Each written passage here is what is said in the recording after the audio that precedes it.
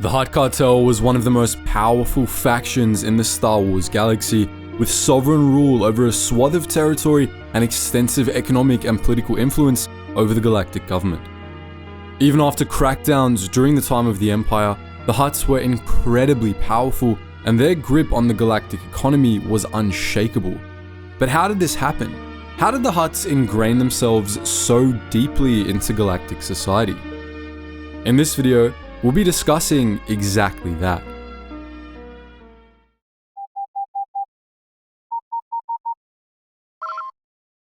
Attention, Sergeant on deck! In the days before the Republic, after the fall of the Infinite Empire, the Hutts were one of several former Rakatan slave species to appropriate their former master's technology and form an interstellar empire of their own. For the next 10,000 years, the Hutt Empire terrorized the Outer Rim, conquering the outer reaches of the Slice with fearsome weapons and hordes of slave soldiers hyped up on spice. The Hutt Empire humbled the ancient conqueror Zim the Despot, exterminated or enslaved countless species, and sent raiders to harass Republic settlers as they expanded into the Mid-Rim.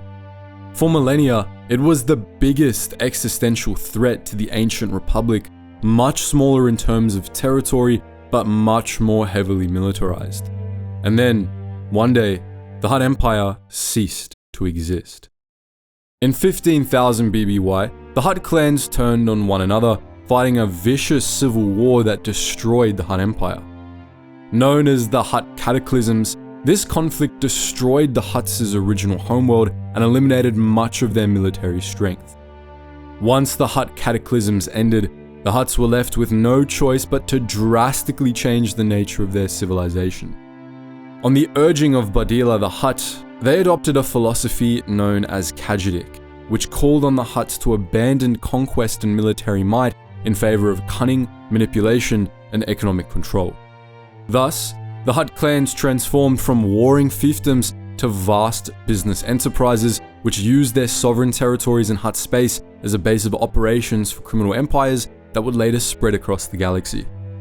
In this, the Hutts sought to conquer the Republic by dominating its economy, beginning by taking control of the galactic black market and using that power to worm their way into legitimate enterprises. The Hutts' plans advanced quickly, and before long, they had substantial economic power both in the criminal underworld and in legitimate businesses.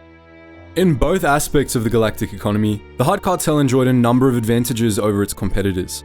The first was that the Hutts were completely amoral, endlessly greedy, and utterly ruthless, all traits that made them good crime lords as well as effective businessmen.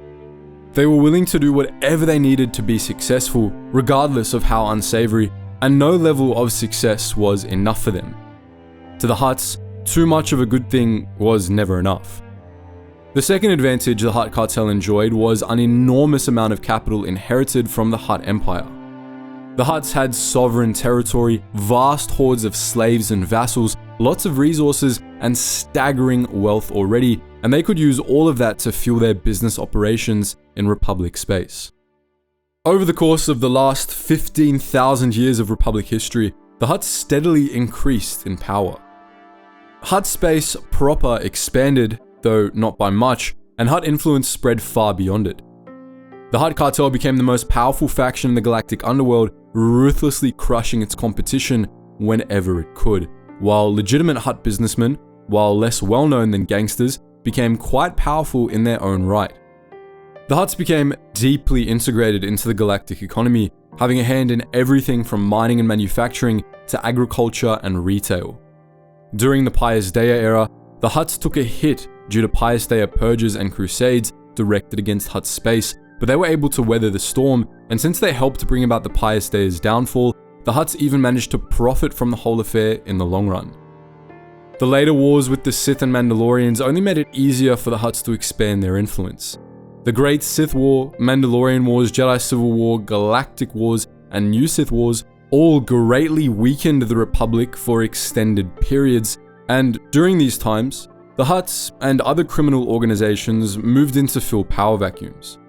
This allowed the Hutt cartel to take control of even more illegal operations, and when the Republic recovered, The legitimate Hutt businessmen were always involved in reconstruction efforts, further entrenching themselves in the Republic economy. During the Dark Wars, for instance, the Hutts took advantage of the destruction of Paragus II to become the primary suppliers of low-grade fuel for the Telos Restoration Project, which opened the door to Hutt involvement in the restoration of dozens of other war-ravaged planets. Additionally, even after the borders of Hutt space proper stopped expanding, the Hutts built up an enormous sphere of influence for themselves. This loose region contained a mix of Republic sectors whose politics were under de facto Hutt control, and sectors beyond the Republic's borders where the Hutts were the only law, but that weren't officially under Hutt rule.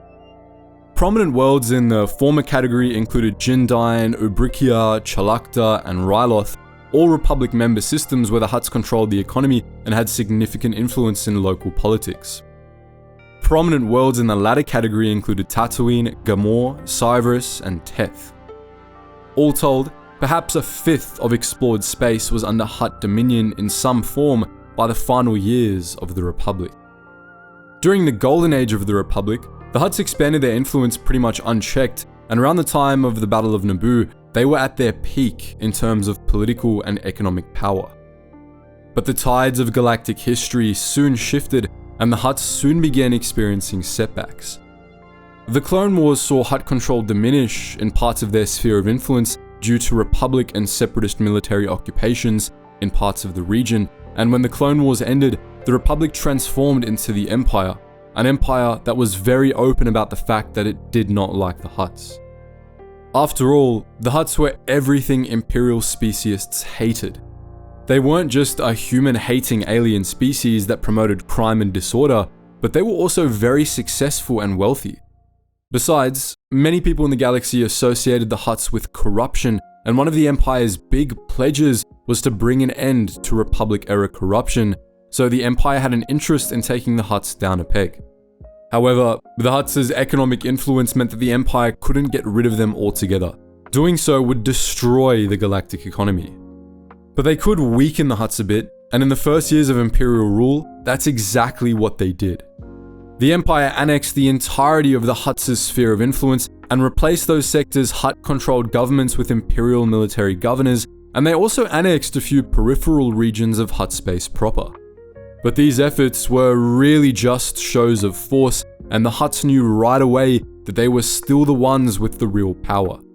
They decided to play it smart, acknowledging the Imperial annexations, and then just expanding their operations back into the annexed regions anyway. This was facilitated by the fact that the Empire was not only utterly ineffective at fighting corruption, but it actually made it easier for corruption to take hold. When Imperial ideologues talked about corruption in the Senate, what they actually meant was that the Senate had too many non-humans in it. Once human high culture was instituted and most non-humans were stripped of political rights, they stopped caring about the issue. Genuine corruption, of course, wasn't a species-based issue though. It's a natural result of power being concentrated in the hands of the power-hungry, greedy, and overly ambitious, and it spreads primarily when leaders are unaccountable to the common people.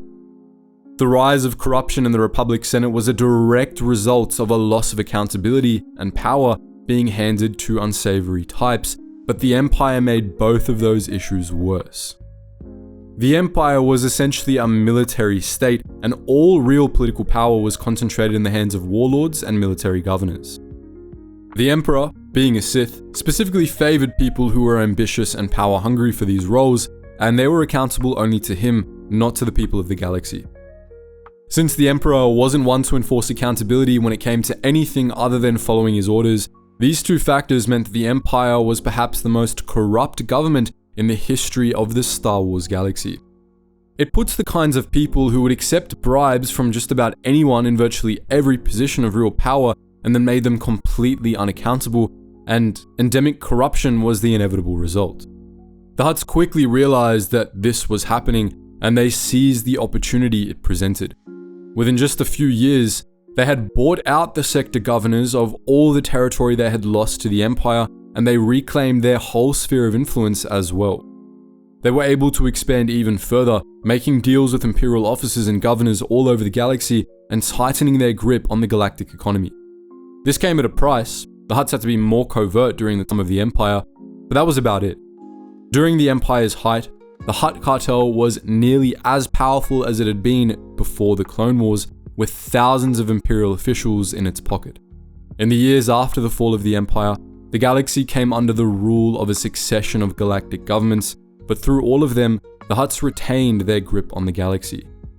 The Yuuzhan Vong came close to unseating the Hutts after they conquered Hutt space, but the Hutt worlds, for some mysterious reason, proved resistant to Vong forming, and so the Hutts were able to move back in and pick up where they left off after the end of the Yuuzhan Vong War. The Hutts remained the undisputed rulers of the galactic underworld and power players in the legitimate economy, and they likely always would be. So, that's our look at how the Hutts rose to dominate the galactic economy. But what do you think? Would you like to see more videos about the Hutts in the future? Let us know your thoughts in the comment section below, and as always guys, thank you so much for watching, and I hope to see you in the next video.